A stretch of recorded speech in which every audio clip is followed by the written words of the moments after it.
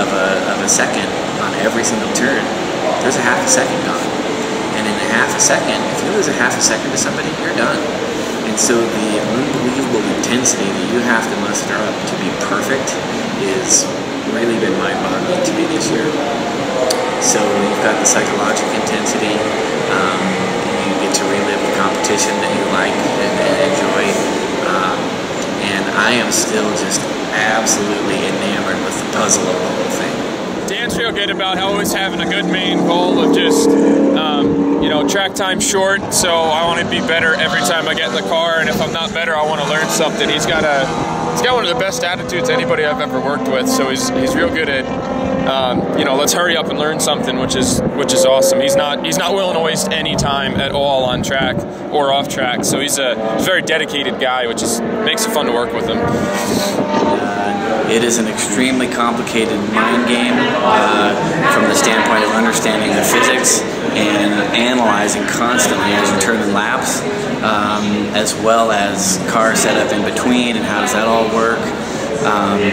And basically, I've gotten to the point now where I'm sort of stuck on my own.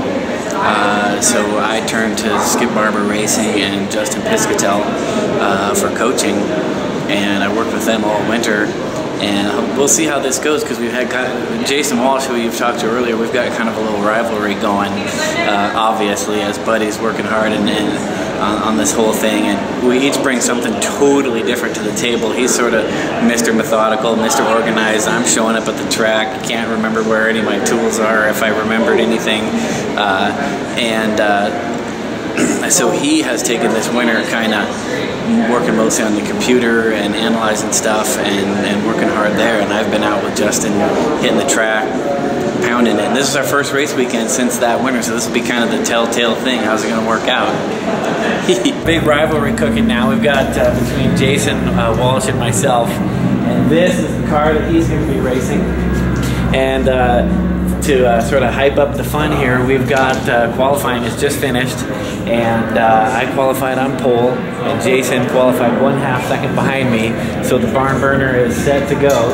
And this is my car here, a brand new build that Kyle Watkins put together for me, and let's see how this thing shapes up. I'm very organized and methodical and calculating.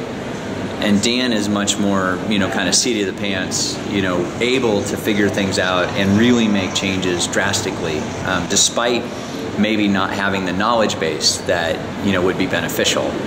I much more need to understand physically how things can be done, and so we work pretty well together. I'm much more like to analyze data, look at it, think about it, try to process it, and then make changes. You know, initial throttle should be coming like as you're hitting the curb. Yeah, you should smash that curb with so much speed that you're picking up a maintenance throttle to try and stabilize the rear. Yeah. So, I mean... Is that going to come with a much lighter braking, or is that going to come with a much no braking? As long as you have the right mindset, and as long as you always think you're number 2, but you want to be number 1, you're always going to get somewhere.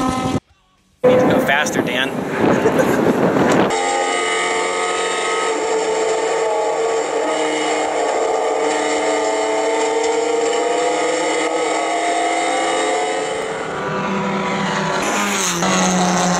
All right. Woo! Winner.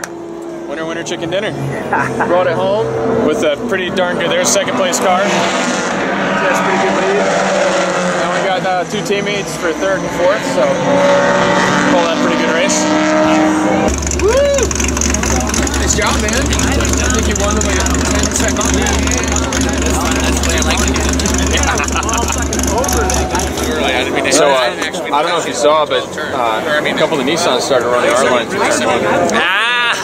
And that one guy, the guy who won yesterday was dead set committed on running that wide line. Yeah. And today was inside. No, he was running the wide line, and the guy who finished second yesterday was running the tight line the whole race, and he finally caught up to him, and they were side by side going into turn 1, and he ran the tight line, and the other guy committed to the wide line, and he cleared him by the middle of the corner, and then just drove away.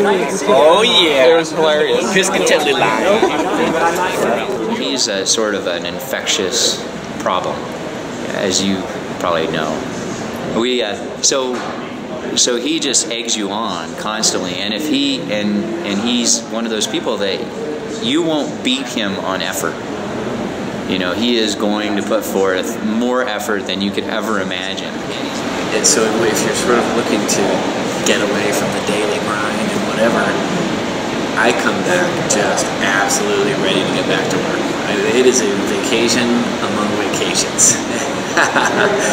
The plan worked! Boom! Whoop, whoop, whoop.